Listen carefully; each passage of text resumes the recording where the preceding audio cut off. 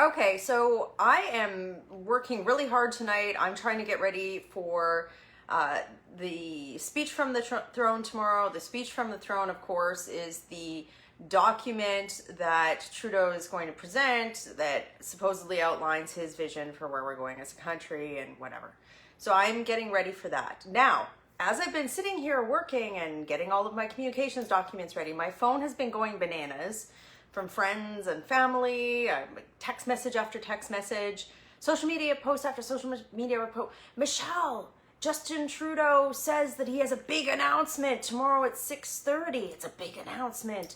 Nobody knows what it's going to be. I was actually on a television panel tonight where the host of the show, Evan Solomon, was asking a Liberal minister, oh, Justin Trudeau says that he's got this big announcement at 6:30 tomorrow. What's it going to be? And of course the minister is like, oh, I don't know. Tune in. You guys, it's clickbait. Come on. Okay, like everybody, I've seen speculation like he's going to go to the polls tomorrow or he's going to announce this or he's going to announce that. You know what? Maybe he will. I have got my campaign office ready. But more likely than not, I will give you the behind the scenes look on how sausage is made in Ottawa in the Liberal Party of Canada. So tomorrow the speech from the throne happens at roughly 2 o'clock, 2:30 p.m. If the Governor General, Julie Payette, manages not to screw it up, that will happen tomorrow afternoon.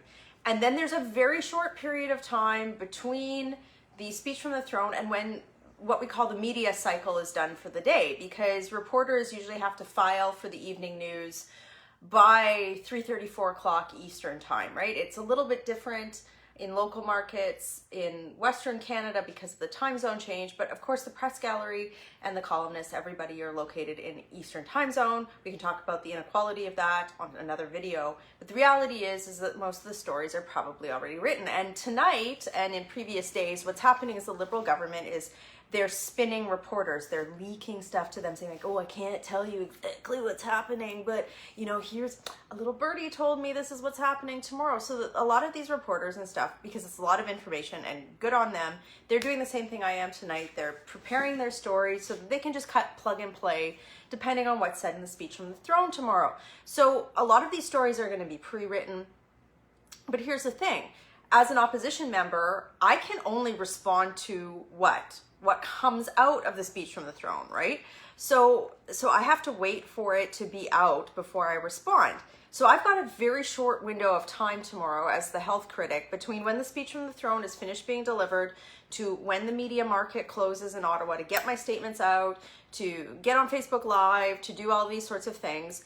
And this is where he's so clever today. Like I have to say like, oh, PMO, why didn't I think of this? I'm totally going to steal this trick if you guys actually did this. Guess what the PMO does? Guess what PMO comms do? They're like, oh, we've got a big speech tomorrow at 6:30. So all the build up tomorrow, instead of on this content from the speech from the throne, is going to be, because Julie Payette, you know, might screw it up. You know, it might have a bunch of controversial stuff on it, but all the speculation and all the media coverage is going to be on what? This mysterious announcement. I mean, like, I'm sure you've been on Facebook pages or Twitter tonight watching, oh, what's going to happen at 6:30? You guys, it's a bait and switch. It's a bait and switch. You're talking about what he could possibly be announcing at 6:30 p.m. tomorrow instead of speculating on what sort of disastrous stuff is going to be in the speech from the throne, because it's not going to be good news, right? He's in debt. He's spent us into oblivion. We have a second wave of COVID. He needs to change the channel. And how does he change the channel? By having a secret message at 6:30 p.m. Look, if he somehow, like if he announces he's resigning, hallelujah. If he announces an election, I mean, okay, maybe he does that, but if I had to bet tonight, all he's doing is saying that he has a big announcement, and he's just basically going to reiterate the speech from the throne. Now, why is that so good outside of him deflecting from any conversation about the speech from the throne. It also allows him to close the media cycle off for the day, right, guys? So at 6:30 p.m. Eastern, he's the last word. Do you think anybody, any like press gallery person who's enamored with the Liberal Party is going to want to hear from me at 6:30 p.m. tomorrow? No, of course they're not. They're going to be like, oh, well, Justin Trudeau has a big special announcement and we're going to give him primetime air coverage on it, right? Like, it's actually, all else aside, like partisan politics aside, bravo PMO comms. Like, this is I'm totally stealing this. What a great play. Like, I gotta say, whoever cooked this up, you deserve a raise. It was really smart.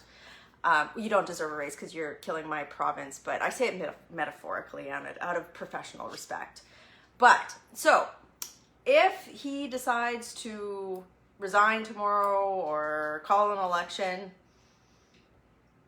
but if I had to bet he did this just to suck the oxygen out of the air, to make you guys speculate about what the announcement is until 6:30 p.m. tomorrow, to have all the pundits and all the panels and everything tomorrow and everything that all the lobbyists watch and all the columnists go like, ooh, what's gonna happen at 6:30 tomorrow? Speech from the throne is like a nothing burger, the billions of dollars of debt and all of that sort of stuff, the second wave of COVID, it's all about 6:30 p.m. And then he just gets on TV without having to respond in Parliament, right? Because typically you would have to respond in Parliament, so he doesn't have to answer to me. He doesn't have to look at me sitting across from him in the front row, knowing that I'm going to eviscerate him in debate. No, he can just sit in front of a blissful CBC camera and go, hello, CBC, let me talk to you.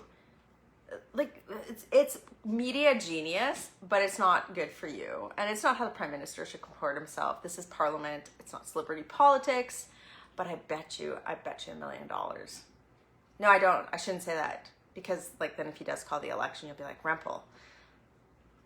If I had to wager this evening, I would say that it is just a way to get you to speculate on what he's going to do, deflect from the speech from the throne, not have to answer to parliamentarians like me, and suck the oxygen out of the room so the opposition doesn't have a voice during the media cycle. And that is how sausage is made in the Liberal Party of Canada in Ottawa. I'm going to get back to working on my response to the speech from the throne. You can expect live updates all day from me tomorrow and on Thursday as we unpack the speech from the throne for you. Working hard for you in Ottawa. Have a great day.